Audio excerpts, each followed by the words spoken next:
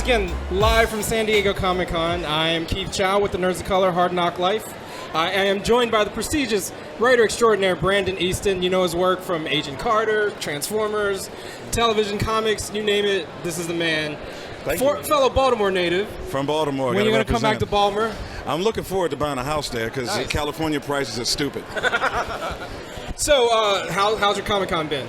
It's been pretty good. I've been busy since I got here. I was on the IDW panel at 2 o'clock yesterday, and I got here at like 1:55. Nice. So I had to run across this whole section of town just to get to the panel on time. I got there like about 2 minutes late. Oh, no. So I've been basically running since I arrived yesterday at 1:55. Running like your life depending on it. I don't know. Running from the police or something. I don't know.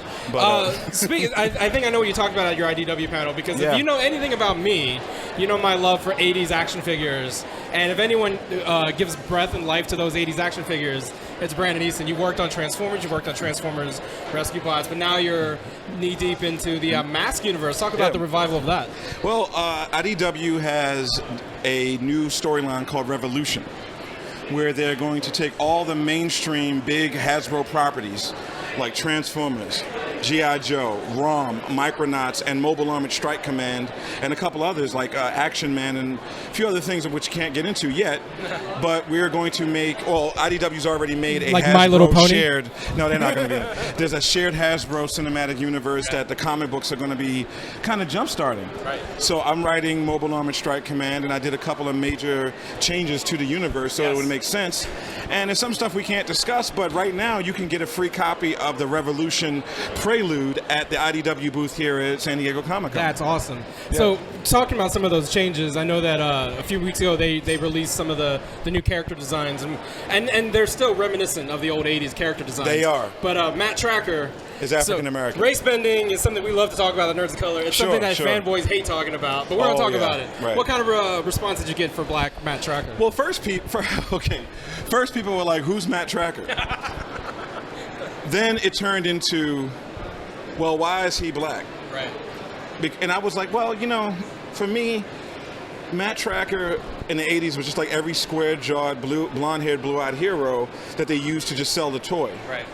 But in the 21st century, we have multicultural teams of heroes now. Right. And some of the new M.A.S.K concept is patterned on the Fast and the Furious franchise, which most people don't realize is almost entirely populated by people of color. Yeah. Because Vin Diesel is actually half African American. Right. A lot of people don't know that. Right. And he doesn't bring a lot of attention to it, but he's clearly not, you know, like a Matt Trakker type. He's not an Aryan, you know. Right.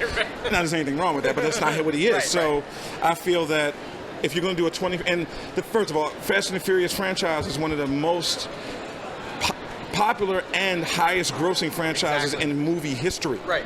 I use it all the time as an example when people talk about, well, so-and-so has to be white because other people of color don't sell movies. And I'm like, that's not have true. You not heard of The Rock? And also the Force Awakens. Right, John Boyega. So, and he's going to be in Pacific Rim 2, and Oscar Isaac, who's Latino.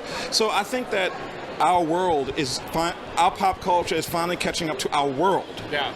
And I wanted to do it because I wanted to have a different type of story from M.A.S.K that you wouldn't get if he was just your average Paul Walker lookalike. Right. No disrespect to Paul Walker, rest in peace. R.I.P. Right. But I'm tired of every mainstream hero having that same visual archetype. Oh, you know, and I want to do something different. It's the same thing I talked about when I wrote about Asian American Iron Fist. It's this idea that these characters created in the 60s and 70s and 80s by Caucasian creators are if you want, you know, we love those stories for a reason, but we now live in a time period where writers like yourself can say, you know what, let's make this more reflective of what society looks like. Inclusive. Yeah. Because reality, I mean, some people call it diversity, I call it reality. Yeah. Because when I go outside, in most cities, except for maybe Iowa, you're going to see a very diverse group of people. Yeah. Most states other than Iowa, you know. Right. So I just feel that it would be a disservice to just continually have everything be monochromatic racially. Well, I mean, and speaking of which, and I know, like, you know, speaking of kind of diversifying white, you know, places, one of the criticisms of the first season of Agent Carter was that, there was a hashtag diversify Agent Carter, and then they brought you on for the second season. Yes, they did. And then we saw a drastic change in representation from season 1 to season 2. Right. I mean, I'm not saying you were the sole reason for that. I was not. But how was that? Just kind of like talk briefly about being part of that experience with Agent Carter. Sure. Well, first of all, the reason I got on Agent Carter is I did the ABC Writing Fellowship. Right. So through that, I got hired on to season 2. And then we had an argument about what her love interest was going to be for season 2. So we definitely wanted to have a man of color. We didn't know if he was going to be Asian or black or Latino, because it was set in Los Angeles. Right. And the Asian and Latino community have been very much a part of particularly Southern California, right. and California period, right. for quite some time. Yes. So it was a point when he may have been Asian, Dr. Handsome as we called him, or Dr. Wilkes. Right.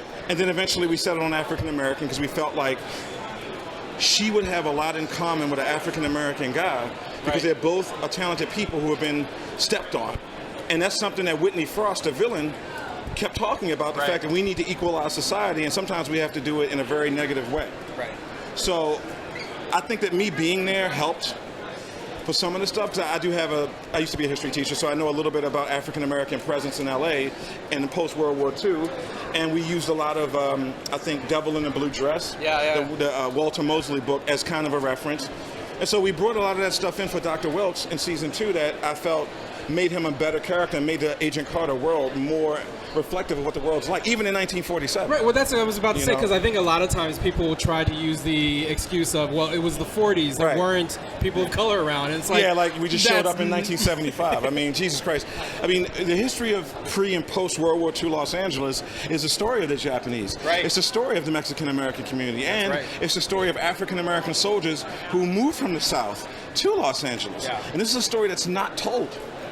And we did a little bit of that in Agent Carter season 2, and I was very happy we were able to tell that story. And I do appreciate that you didn't shirk away from the idea. Like, a lot of times they do colorblind, right? Like, so you cast a black man, but you don't actually talk about being black. Oh, well, everybody's okay. No, everyone's not okay. Right. You know, and the Marvel Universe, as Marvel Comics does, is set in our real world. Right. So racism in 1947, segregated Los Angeles, is a real thing. Right. And in my episode, I made it a point to talk about the fact that the only reason he got hired was because he was expendable. Right. And there you go. So, and you're bringing that sensibility to the Hasbro shared universe, which is... well, we're not going to be dealing with, like, overt issues of race, because after all, we have a Transformers, G.I. Joe, ROM, Micronauts world. Right. But we will be dealing with the fact that eventually I would like to bring in the fact that the reason why this team is so diverse is that they need to infiltrate other places on Earth. And if you have everyone look like they came out of a James Bond movie, it's not going to work. But if you have a team like the Fast and the Furious team, you can infiltrate Dubai. Right. You can infiltrate West Africa. You can infiltrate New Zealand. Like, if you have people who look like they're Maori, but if everyone looks like, Viggo Mortensen, it's not going to work. Right. And nothing against them, but it's just a reality of the time. Totally. Well, and I think, but, and props to, like, the G.I. Joe universe created by Larry Hama. Right. Which is already a diverse, that was one of the things that I gravitated towards as a child. And he's still an astonishing writer. Oh, of course. To this day. Yeah. He's a legend. Yeah. So what else you got going on for the rest of Comic-Con? Do you have a few panels left? I have a panel at 6 o'clock. You have the writing panel the Writer's Journey panel at 6 and room 32AB. We're also going to be talking a lot about Vampire Hunter D. Okay. Because I am the first person in the Western world to ever write it in a comic book. That's right. And that's a classic Japanese franchise, a cornerstone of American anime awareness. Right. And we did a Kickstarter through Stranger Comics and Unified Pictures, where they're the one running everything. And they hired me on as writer. Awesome. So I've got that coming along, and everything else is, and I'm still looking for my next TV gig, whenever that's going to happen. Right. But everything is pretty cool, and I have nothing to complain about. And then we can find you online at Brandon Easton. On Twitter, at Brandon Easton. I believe it's Brandon.Easton on Facebook, and I'm also on Instagram at Shadow Law Write with 2 W's in the middle. That's right, and that's your self-created Shadow property. Law was my first original graphic novel. That's right. Yeah. Well, thank you so much for joining us it's here. It's good to finally meet you, San Diego Comic-Con. We've been trying to connect for a long time. Absolutely. I'll see you when you come back to Baltimore. I look forward to it. We go to Camden Yards, man. That's right. See some O's. There you go. Thank you for checking out the Hard Knock Life Nerds of Color here at San Diego Comic-Con. We got more stuff headed your way, and I'll see you next time.